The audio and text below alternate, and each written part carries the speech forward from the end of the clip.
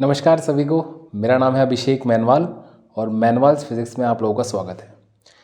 देखिए, आप सबके बोर्ड्स चलने वाले हैं। 12th वाले जो लोग हैं, ये बच्चे हैं बच्चियां हैं, उनके बोर्ड चलने वाले हैं और डेट शीट भी आ गई है। और डेट भी है 4 मार्च, मतलब 4 मार्च को फिज़िक्स का पेपर है। मैं फ़िज़िक्स का ही जानता हूँ, मैंने फ़िज़िक्स का ही देखा। तो 4 मार्च को फिज़िक्स का पेपर है, तो ज़्यादा दिन तो नहीं रहे, 2 से ढाई महीने हैं हमारे पास, 2.5 महीने ही हैं बस। आप तो उसमें हमें थोड़ा सा सीरियस होना पड़ेगा, जिसके लिए हमें थोड़ा एक अच्छे तरीके से उस चीज़ को पढ़ना पड़ेगा, यानी एक स्ट्रेटजी बनानी पड़ेगी। स्ट्रेटजी ज़्यादा अच्छा वर्ड लगता है, यूट्यूब के लिए बहुत अच्छा लगता है इन चीज़ों में। तो स्ट्रेटजी कुछ ऐसी रहेगी कि उसमें ये सब चीज़ें होंगी कि किस तरह से पढ़ना है, पहले क्या पढ़ना है, पहले क्या कवर करना है और किस तरीके से तैयारी करते हुए चलना है। ठीक है, तो मैं ज़्यादा कुछ अलग नहीं बोलूँगा, तो मैं बता ही रहा हूँ सीधा कि किस तरह से क्या चीज़ें रहेंगी। देखिए, पहले तो आपको ये पता होना चाहिए कि आपका मार्क्स का डिस्ट्रीब्यूशन क्या है चैप्टर्स का। उस हिसाब से आप उसको प्रिपेयर करते हुए चलें तो ज़्यादा बेनिफिशियल रहेगा। कंस्ट्रक्टिवनेस आएगी उसमें, तो ज़्यादा कंस्ट्रक्टिवनेस चाहिए अभी एंड टाइम पे। एक्स्ट्रा पढ़ने से बचें, जो ज़रूरी है वो पढ़ें। ठीक है, तो देखिए, मेरे हिसाब से आपका मानना अलग हो सकता है, बिल्कुल हो सकता है अलग, लेकिन मैं थोड़ा सा बता रहा हूँ जो मेरा एक्सपीरियंस है कि कहाँ से तैयारी शुरू करनी चाहिए। अब 2.5 महीने काफ़ी होते हैं। अगर किसी ने थोड़ा बहुत पहले पढ़ा हुआ है, अब लास्ट के 2.5 महीने उसके लिए बहुत ठीक ठाक टाइम है अच्छी प्रिपरेशन करने के लिए। तो मेरे हिसाब से जो स्टार्ट करना चाहिए उसे, जो भी प्रिपेयर कर रहा है क्लास 12th में जो इस बार है, तो जो सबसे पहला चैप्टर उठाना चाहिए उसको मेरी तरफ से, तो वो होगा डुअल नेचर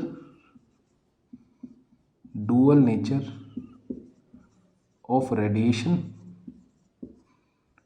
एंड मैटर। तो dual nature of radiation and matter सबसे पहले ये, फिर दूसरे नंबर पे एटम और तीसरे नंबर पे न्यूक्लियाई। ये मैं इसलिए बोल रहा हूँ क्योंकि ये बहुत छोटे चैप्टर्स हैं, तो जितना जल्दी एक तरह से आप निपटा दो ना वो ठीक है। इसमें ज़्यादा अलग अलग बहुत कॉम्प्लिकेटेड चीज़ें नहीं है, बहुत छोटे चैप्टर हैं, बहुत इजी चैप्टर हैं। और अगर आप ये तीनों चैप्टर पक्के कर लेते हैं तो आप एग्ज़ाम में अपने आराम से 12 नंबर तो पक्के कर ही ले रहे हैं, क्योंकि इसमें जो टॉपिक्स है ना वो बहुत लिमिटेड है कि जहाँ से एग्ज़ाम में आना ही आना है। जैसे डुअल नेचर वाला चैप्टर है, तो उसमें फोटो इलेक्ट्रिक इफेक्ट से क्वेश्चन आना ही आना है, ये बात पक्की है बिल्कुल। जैसे न्यूक्लियाई है, तो बाइंडिंग एनर्जी पर न्यूक्लियन से क्वेश्चन आएगा ही आएगा। तो ये कुछ ऐसे चैप्टर्स हैं जो बहुत छोटे हैं, बहुत लिमिटेड चीज़ें हैं इसमें, और बोर्ड के लिए आप लोगों के लिए बहुत बेनिफिशियल रहेंगे। ठीक है, अब सबसे पहले डुअल नेचर, फिर एटम, फिर न्यूक्लियाई। चौथे नंबर पे क्या छड़े? चौथे नंबर पे उठाएं सेमीकंडक्टर फिजिक्स। सेमीकंडक्टर के नाम से ना लोग 12वीं में पता नहीं क्यों डरते हैं, लेकिन अब तो सीबीएसई ने बहुत कम कर दिया है इसका जो पार्ट है सेमीकंडक्टर फिजिक्स में, बहुत सारी चीज़ें काट दी हैं।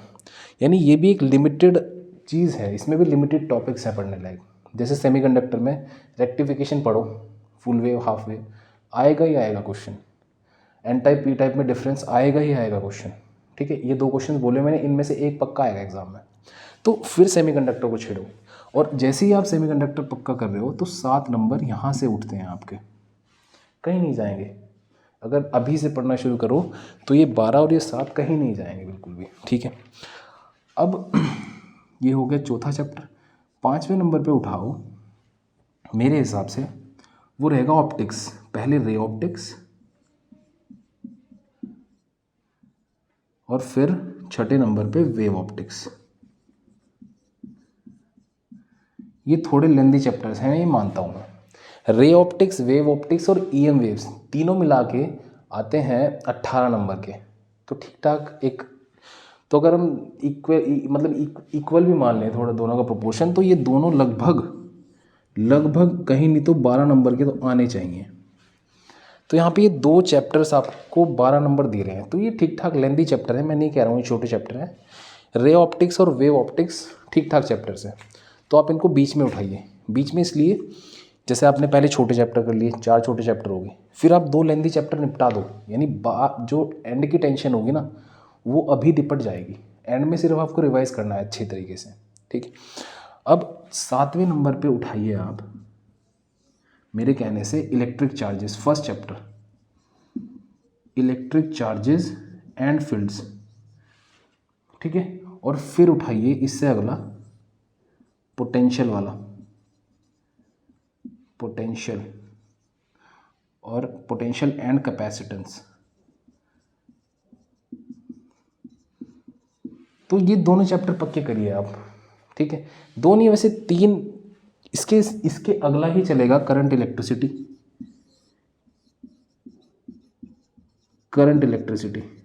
देखो ये मैं इसलिए बता रहा हूँ क्योंकि ये डायरेक्ट आप करंट इलेक्ट्रिसिटी नहीं पढ़ सकते हो जब तक आपको ये इलेक्ट्रिक चार्जेस नहीं पता होगा, फील्ड नहीं पता होगा, पोटेंशियल और कैपेसिटेंस के बारे में नहीं पता होगा, तो इलेक्ट्रिसिटी में घुसने का कोई मतलब नहीं है, आप फुद्दू हो जाएंगे वहाँ बिल्कुल। क्योंकि करंट इलेक्ट्रिसिटी आप इसके बिना और इसके बिना नहीं पढ़ सकते हैं।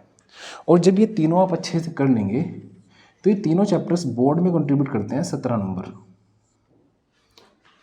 ठीक है। और 10वें नंबर पे आता है, फिर आप उठाइए मूविंग चार्जेस, मूविंग चार्जेस जहाँ से हमारी मैग्नेटोस्टैटिक शुरू होती है, मूविंग चार्जेस वाला चैप्टर है, ठीक है। इसमें मैंने लिखा हुआ है मूविंग चार्जेस और फिर मैग्नेटिज्म। 11वें नंबर पे देखिए यहाँ से लेके 7वें से लेके 9वें तक आपका इलेक्ट्रोस्टैटिक्स चलेगा।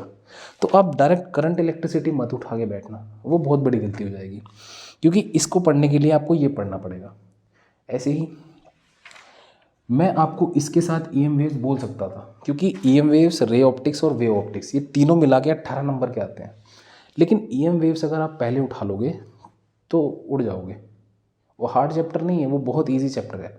लेकिन वो कब ईजी है, जब आप इलेक्ट्रोस्टैटिक्स और मैग्नेटोस्टैटिक्स पढ़ने के बाद EM वेव्स को पढ़ो, ठीक है। तो ये तो यहाँ से लेके यहाँ तक का पार्ट हो गया इलेक्ट्रोस्टैटिक्स का, 7 से लेके 9 तक। अब मूविंग चार्जेस, मैग्नेटिज्म और इंडक्शन, इलेक्ट्रोमैग्नेटिक इंडक्शन, ये सब जो आएगा ये आएगा हमारा मैग्नेटिज्म में।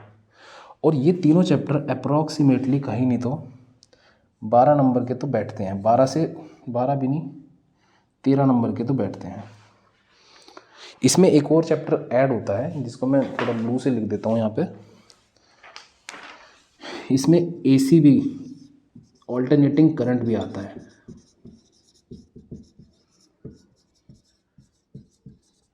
ठीक है। और ये 10 से लेके 13 तक ये सब कुछ बैठता है फिर 18 नंबर का।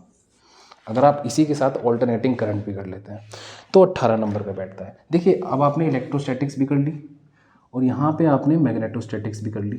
तो अब लास्ट में एक चैप्टर बचा है हमारा, उसको यहाँ लिखता हूँ मैं। तो 14th नंबर पे करो आप EM वेव्स।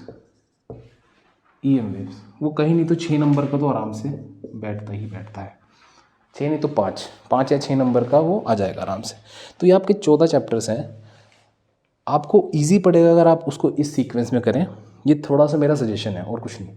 मेरा कहने का मतलब सिर्फ इतना है कि आप पहले स्टार्टिंग में छोटे छोटे चैप्टर निपटाइए, फिर 2 बड़े चैप्टर उठाइए और फिर अलग अलग छोटे छोटे चैप्टर लेके चलिए। ये छोटा पार्ट नहीं है, यहाँ से लेके यहाँ तक बहुत बड़ा पार्ट है, लेकिन अलग अलग है, हो जाएगा आराम से। 2.5 महीने हैं, आराम से हो जाएगा। मैं भी कोशिश करूँगा और बहुत लोग हैं जो पढ़ा रहे हैं आपको। तो ये एक बेसिक सा ओवरव्यू था मेरी तरफ से जो आपको करना चाहिए, जिस लय में आपको चलना चाहिए बोर्ड्स के लिए। बाकी आपके ऊपर है, आपको पढ़ना पड़ेगा। 2-2.5 महीने हैं, थोड़ा घूमना फिरना और दोस्त यार साइड में रख दीजिए हो सके तो। दोस्त यार रखे नहीं जाते हैं साइड में, लेकिन हो सके तो रख दीजिए। बाकी ऑल द वेरी बेस्ट। बहुत बहुत मेरी तरफ से एक तरह से मैं बोलना चाह रहा हूँ कि मेरी तरफ से आपको बहुत शुभकामनाएं आपके एग्ज़ाम्स के लिए, और अच्छा करिए। All the best. धन्यवाद। नमस्ते।